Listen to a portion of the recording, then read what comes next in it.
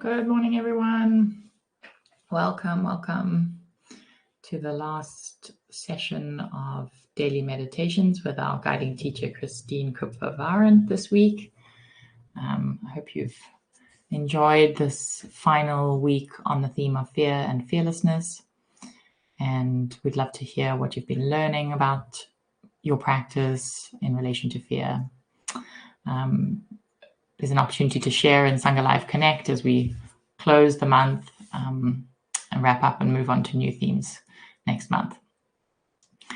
We're a little bit late starting this morning. We had some connectivity issues and we have had some sound issues all week. So if that is happening again, we do seem to have a fix. It just involves Christine refreshing her browser. So if that's happening, just drop a message in the chat if you're having sound issues, and we'll try that.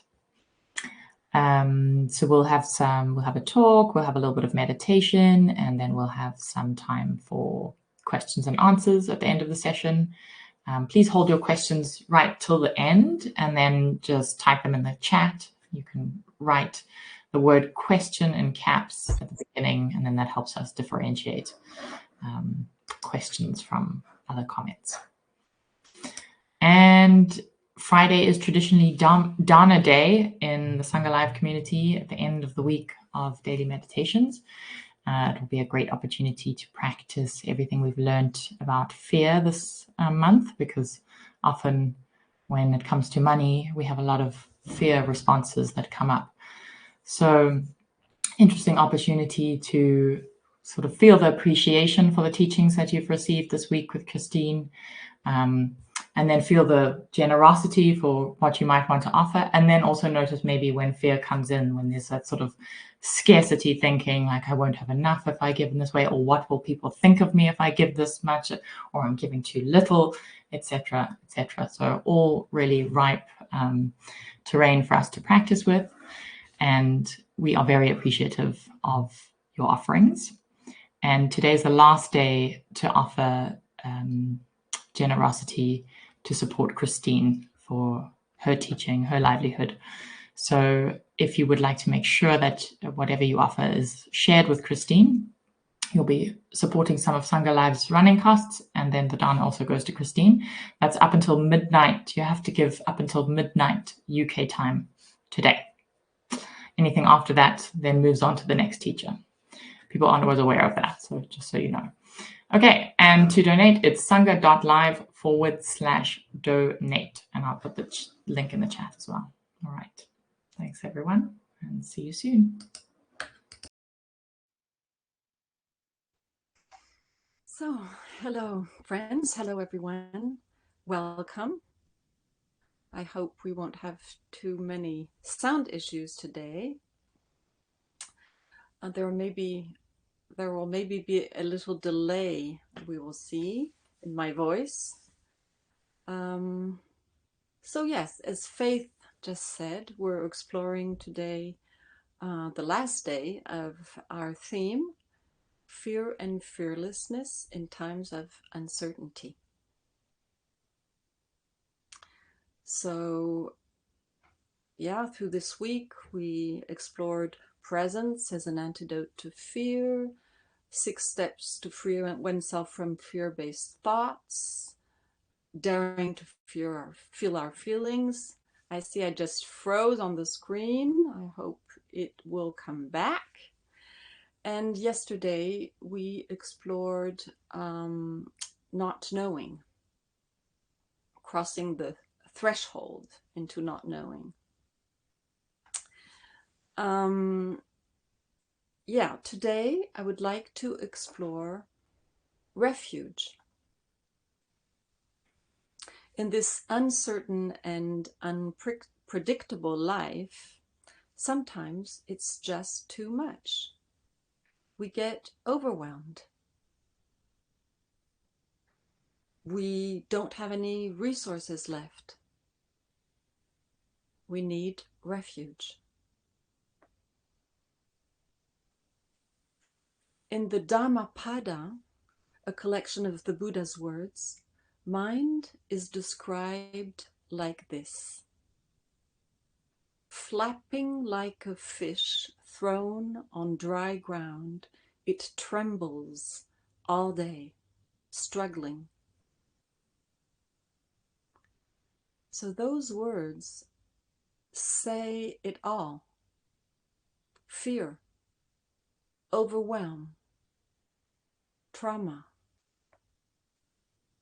If we can avoid it, great. And we all want to escape trauma once and for all. But overwhelm, trauma happens. I'm not discussing about a particular pathological state here. It's life. We get overwhelmed, sometimes crushed. The trauma of everyday life. Have you read the book, The Trauma of Everyday Life?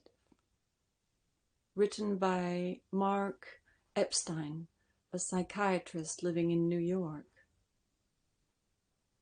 If you are interested in the interface between Buddhism and psychotherapy, I really recommend it.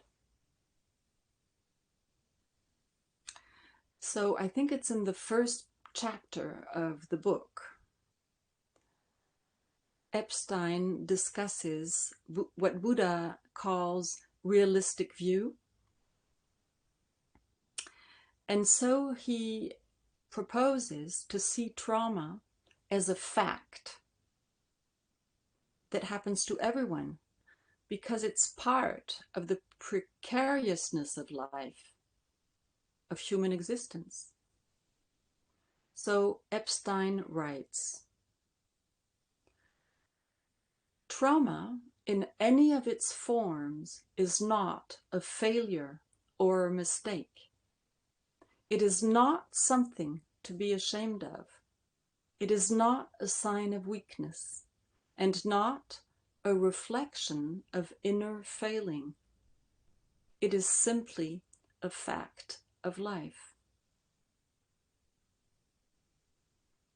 In the rest of the book, Epstein talks about the Buddha's story and his teachings through the hidden trauma at the heart of the Buddha's life. His mother died 7 days after giving birth to him.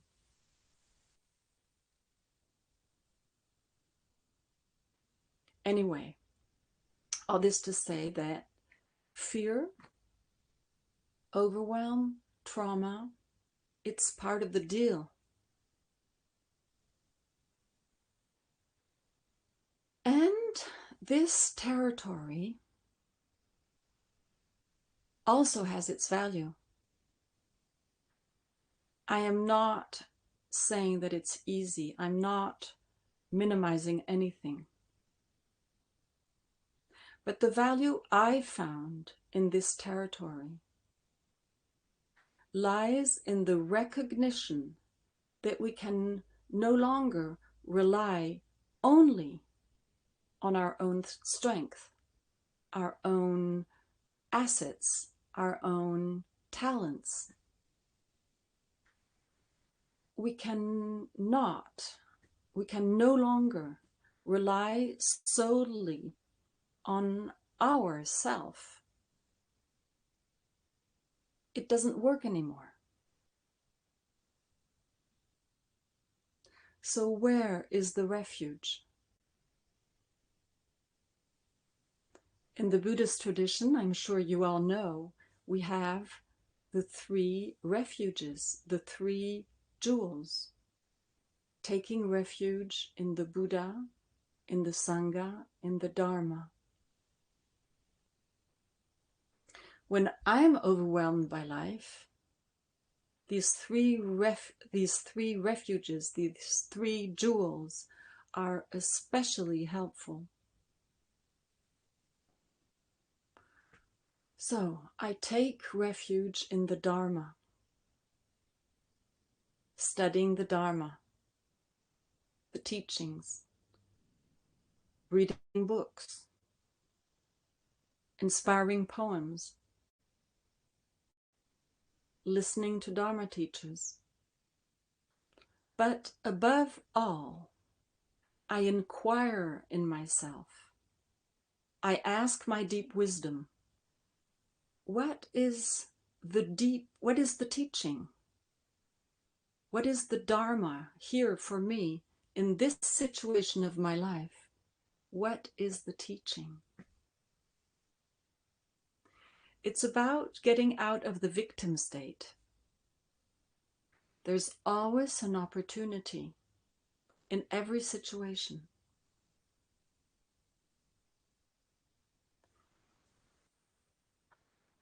In the situation of my husband's illness and his health going downhill, there is an opportunity. From my deep wisdom's perspective, I have come to realize that strangely, I am exactly at the place where I've aspired to be for a long time. It's as if I have been preparing for this all along. So strangely, it's okay. Hitting a wall. It's a place where all masks come off. I can no longer pretend that I know everything. I can no longer pretend that I can do everything. I can't save my husband from illness and death. I am faced with the mystery of life. I'm very afraid. Or perhaps it would be more accurate to say that I thought I would be very afraid. But I've noticed that even fear is fading away, peeling off. So deep down inside, I've always longed for this profound initiation. And this difficult situation is giving me the opportunity.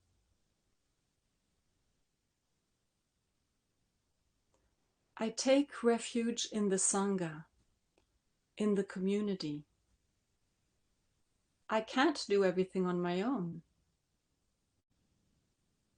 The traditions of all people, in all cultures, at all times, have known this truth. In the face of loss, in the face of death, whether a physical death or a symbolic death, the symbolic deaths that punctuate our life, in the face of the mysteries of life, we need rituals. They facilitate the mourning process. And these rituals are performed in the sacred circle of the welcoming of others. So yeah, taking refuge in the Sangha, I need others. I need to open up to other people. I need to be supported. And sometimes I need to be cared for. If possible, by people that are close to me, people with whom I share the same ideas and values, friends, therapists, family, participating in retreats, meditating with Sangha in the support of this vast community.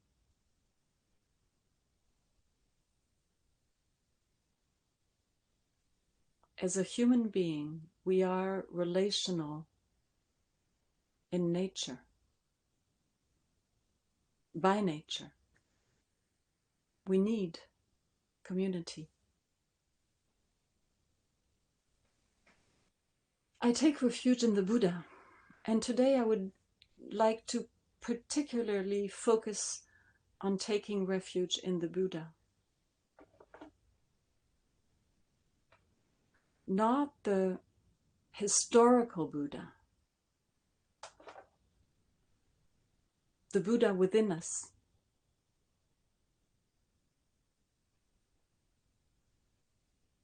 In other words, taking refuge in awakening.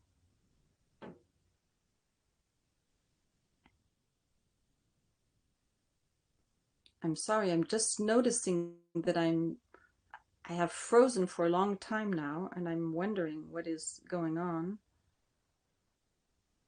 Okay, well, I guess that's how it is. So, yeah, I take refuge in the Buddha. In other words, taking refuge in awakening, taking refuge in the awakening that is already here. I love the already here. Remembering this, I am already awake. You are already awake. We are already awake. Thank you. I can see in the chat that it's okay for you. Good.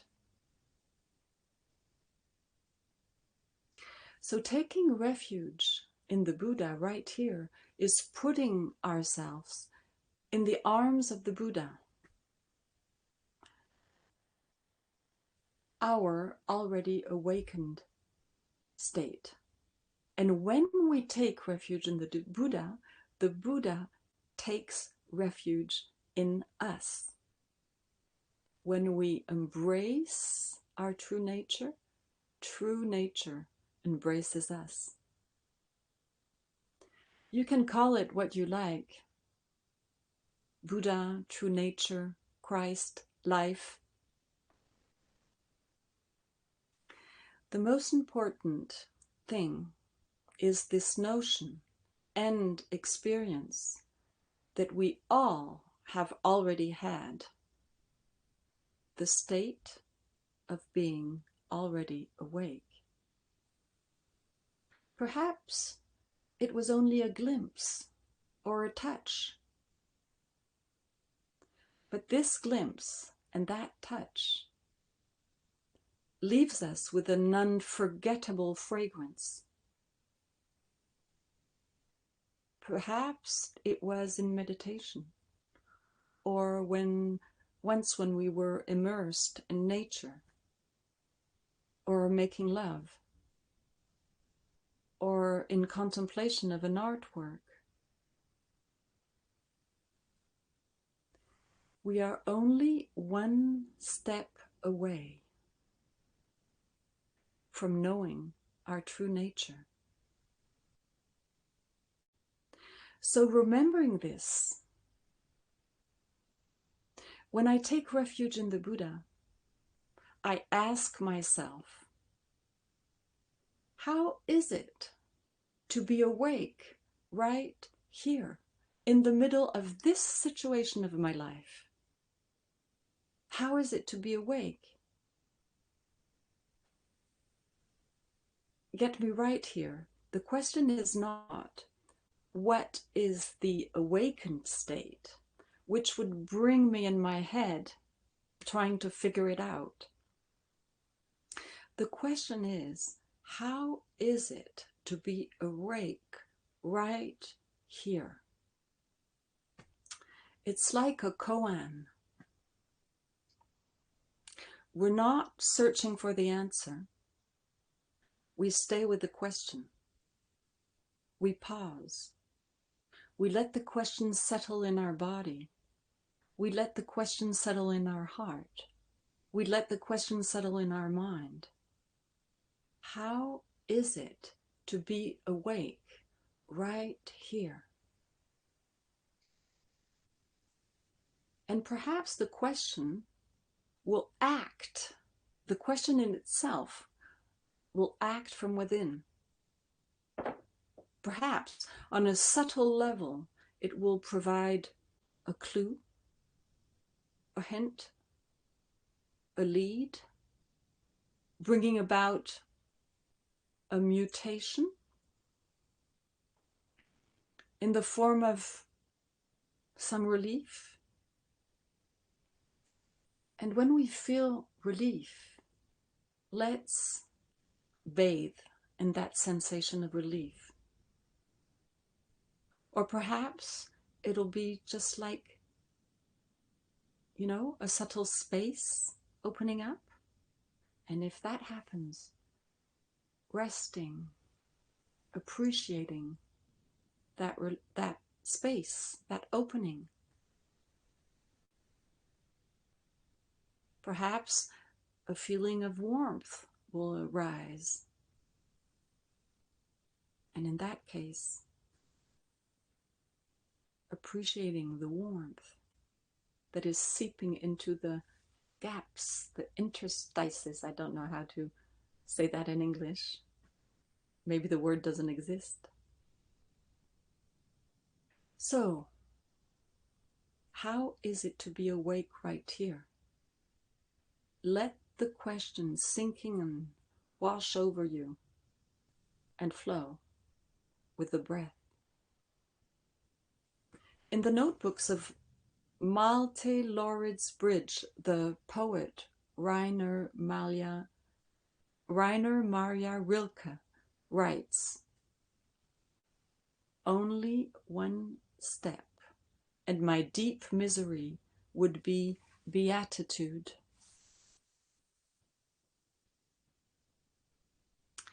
So let's meditate together. Let's embody the already awakened state here.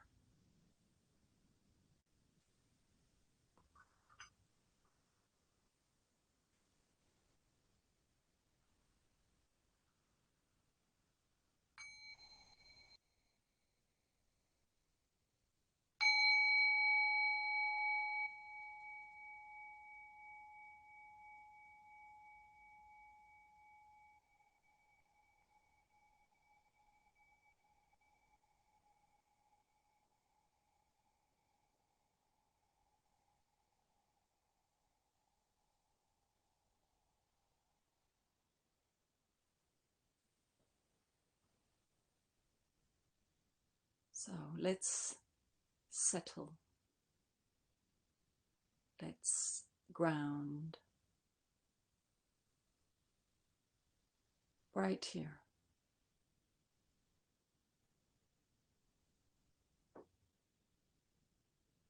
Finding our ground. In this place.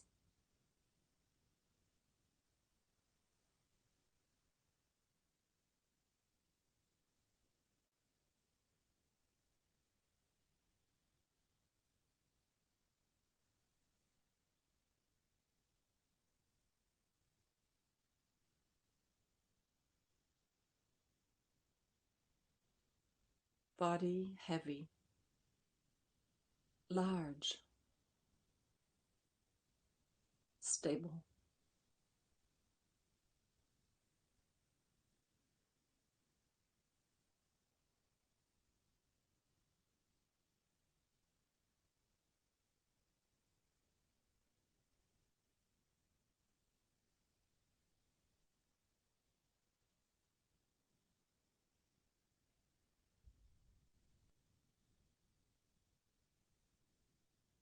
And through our vertical axis, growing up,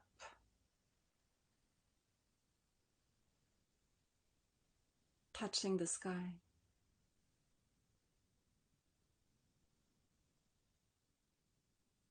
With our head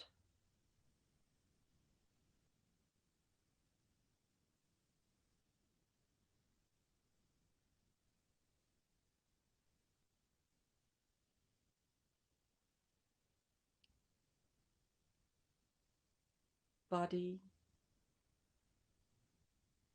alive, supple, breathing,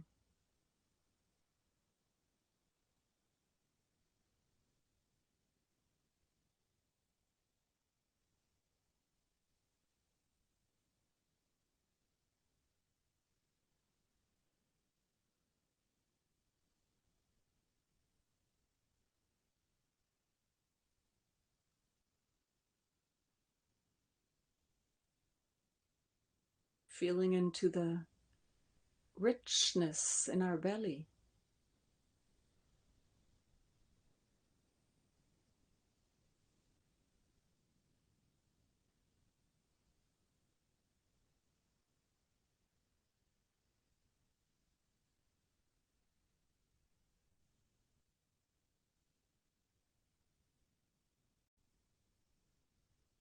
Opening up to confidence in our belly.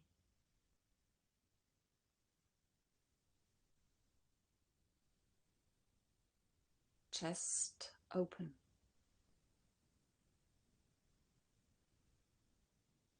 Heart undefended.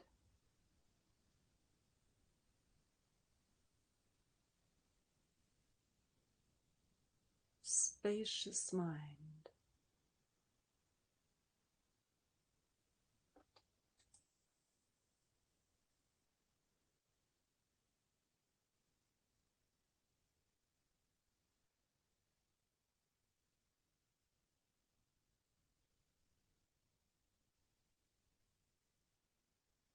Noticing our breath, the comings and goings of our breath,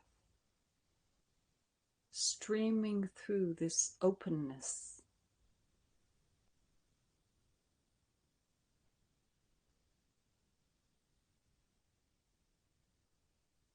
Noticing silence.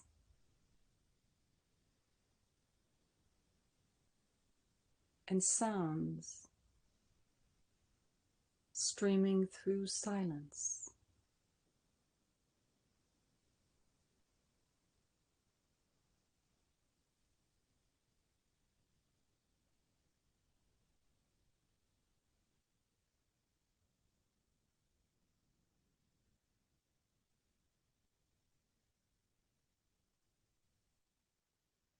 Relaxing.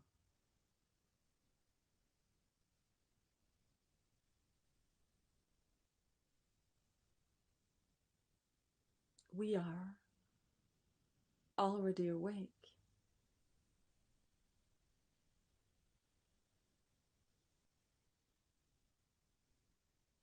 Here,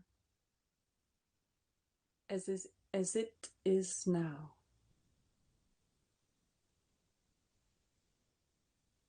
We are already awake.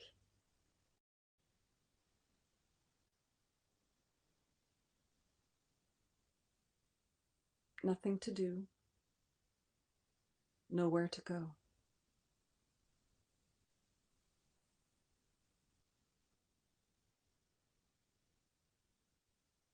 Just like this.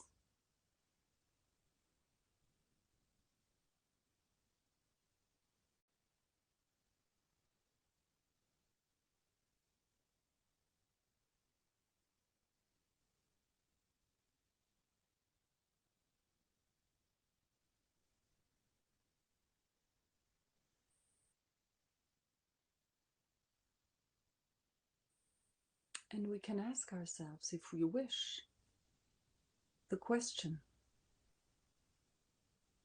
how is it to be awake right here, in this situation? How is it to be awake right here?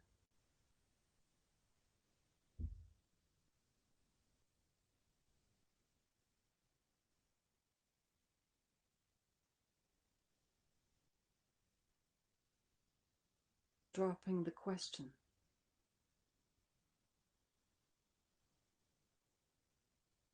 In our body, in our heart, in our mind.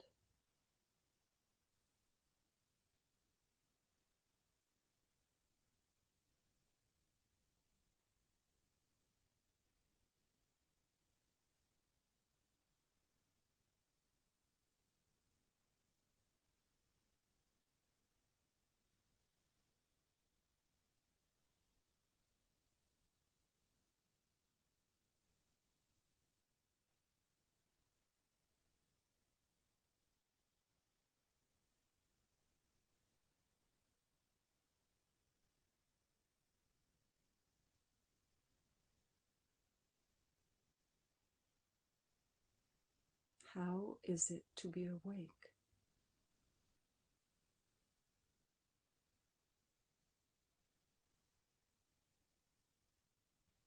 Noticing the openings.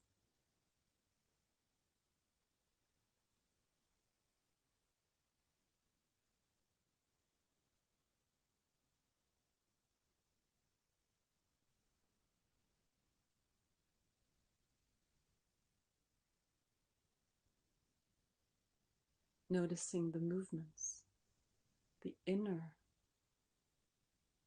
intuitions.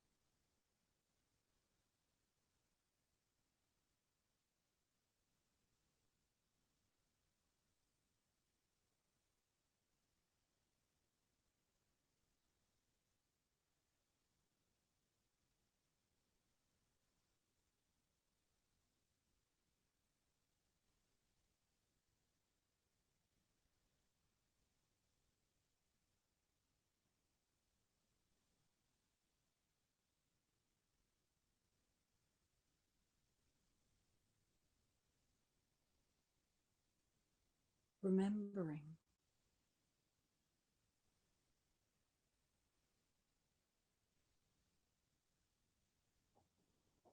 when I take refuge in the Buddha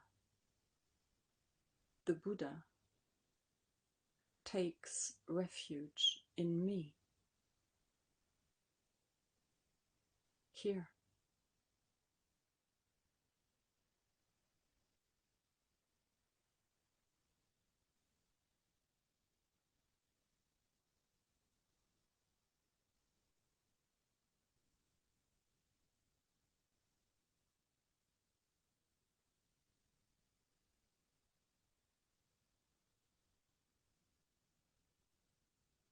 When I take refuge in the Buddha takes refuge in me.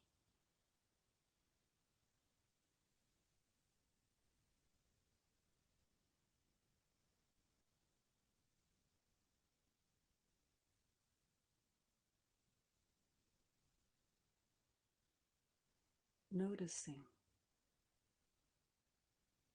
the openings.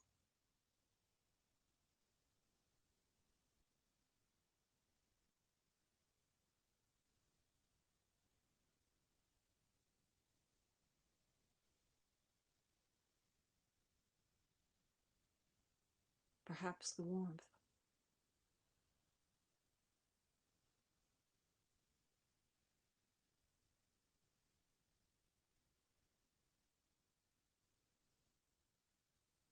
Perhaps the relief.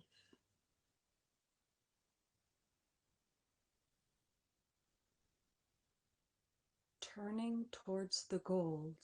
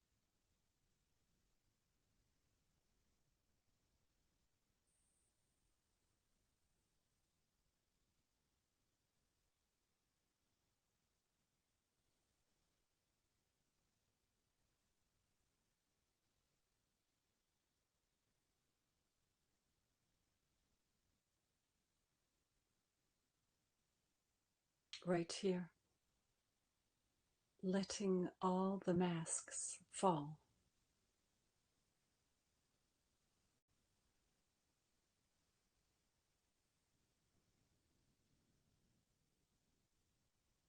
Right here, letting all the pretenses fall.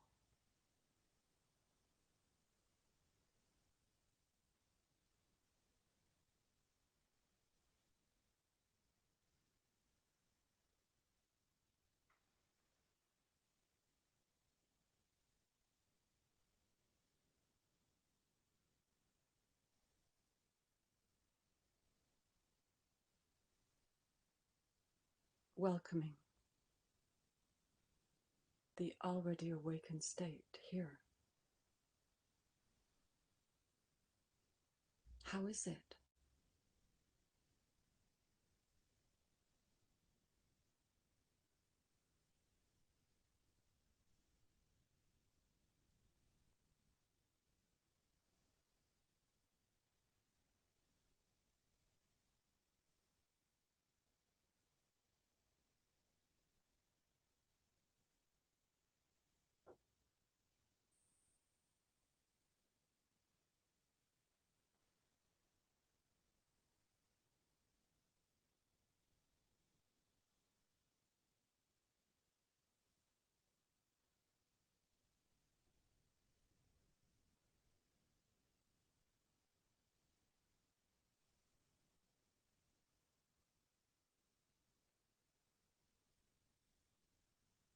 Allowing mystery to be here.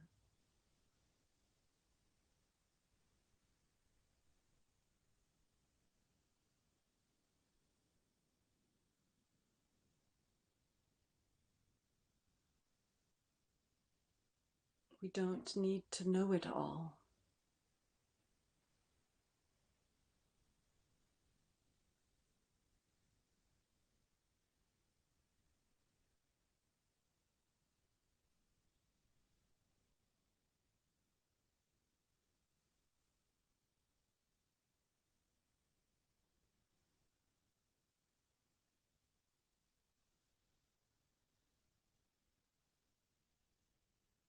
The mystery of this breath.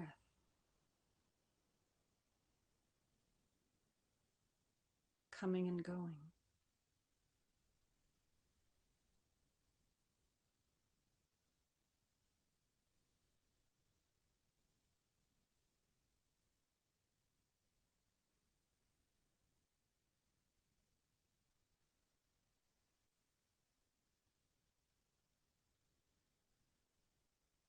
The mystery of this breath.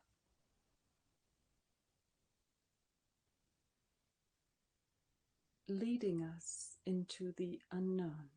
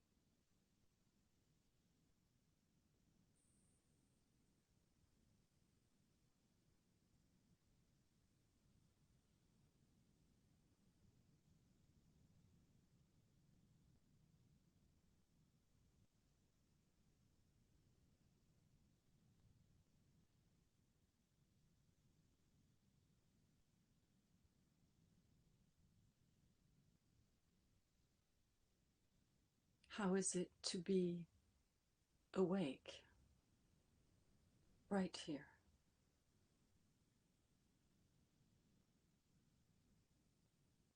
Allowing the question to drop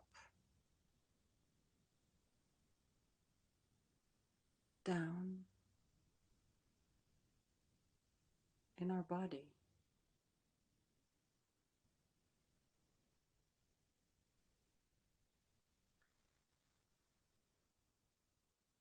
Like a seed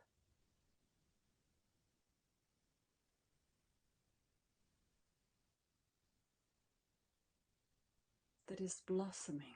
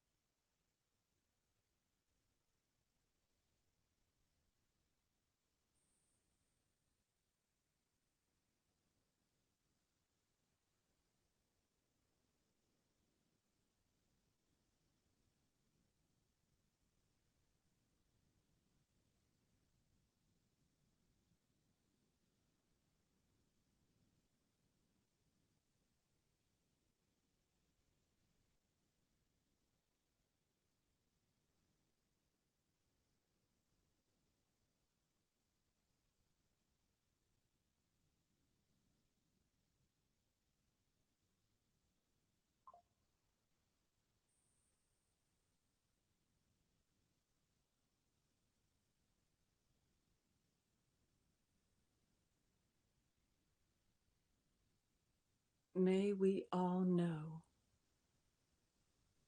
our already awakened state here, in the midst of these uncertain times, here, in this life,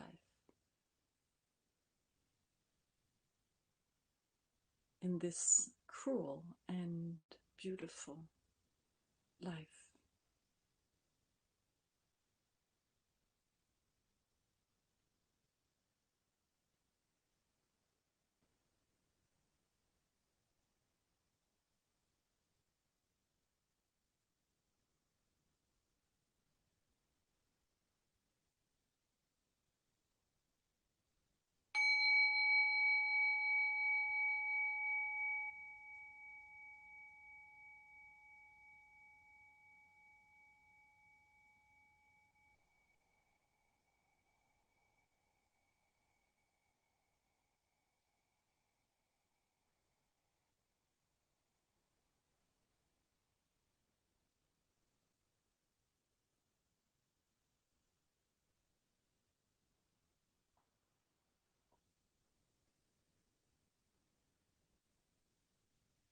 So, we have a few more minutes for sharing and questions, if you have any.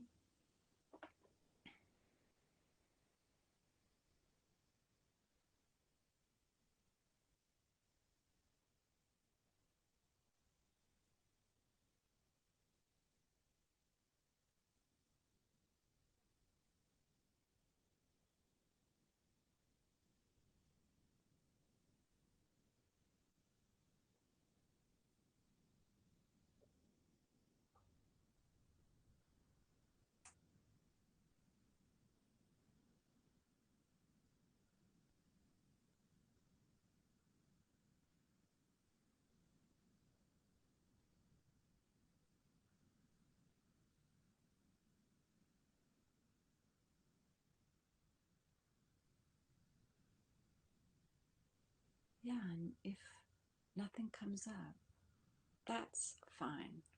We can enjoy these last minutes together in silence.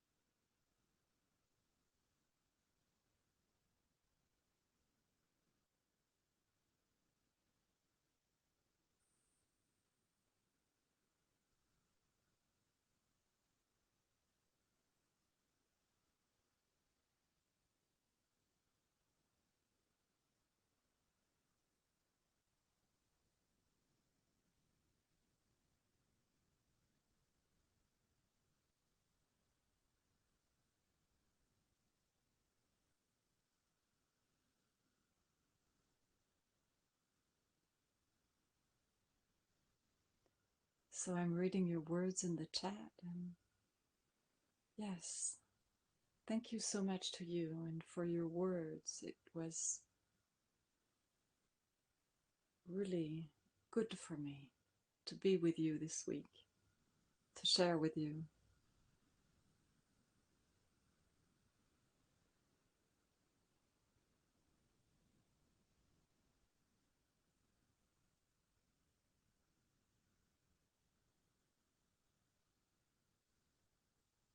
So, yeah, thank you so much for being here.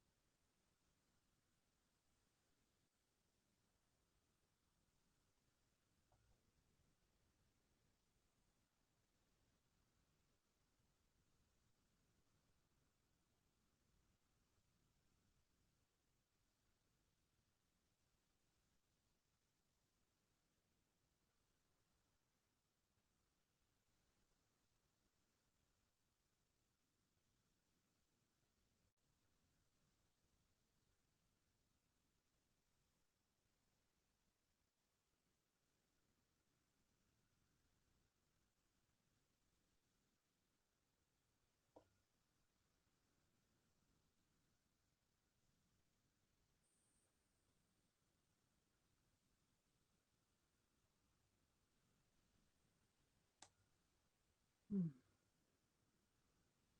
Yeah, I see your question, Sophie. Oh, it jumped now. Uh, could you? Oop. Questions are coming. Could you maybe give a concrete example how you just drop again and again fearful thoughts? Yeah. Okay. An example. Um, so, again, an example from my life. This was, I think it was the 26th of December. Um, we were waiting for a diagnosis for my husband. And yeah, it was a long day. We knew something was happening, and we knew it wasn't good. Um, so yeah, we were waiting, and I really saw the fear-based thoughts coming up, ready to attack me. And then I remembered, no, this is not helpful. This is not helpful. And so I just didn't let the thought come in, just cutting the head of the thought and focusing on something else, like taking a walk, and then maybe the thoughts will come back. But, I know that track so well, how anxiousness can just attack me. More than anxiousness, being terrified. And so it's of no help, because actually we didn't know what the diagnosis would be. We knew it wasn't good, but then what we knew was that we wanted to preserve all the peace we had, all the good moments we could have. And it worked.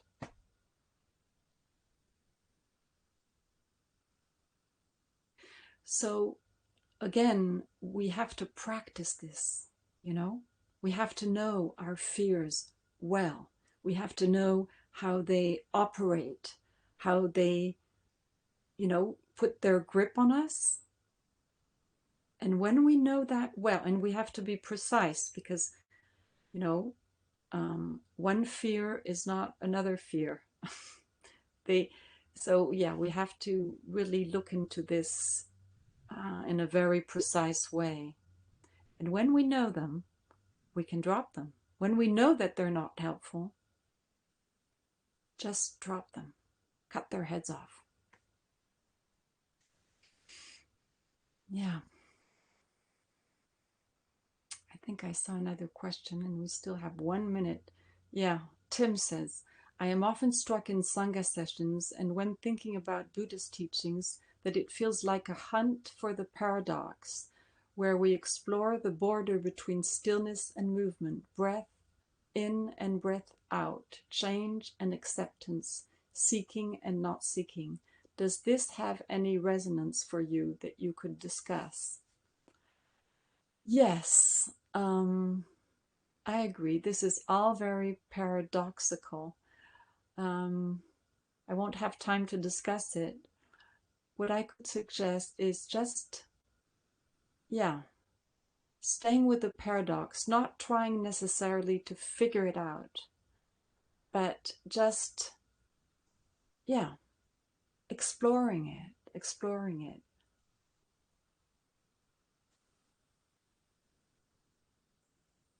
So, dear Sangha, have a beautiful day. Thank you so much for your presence.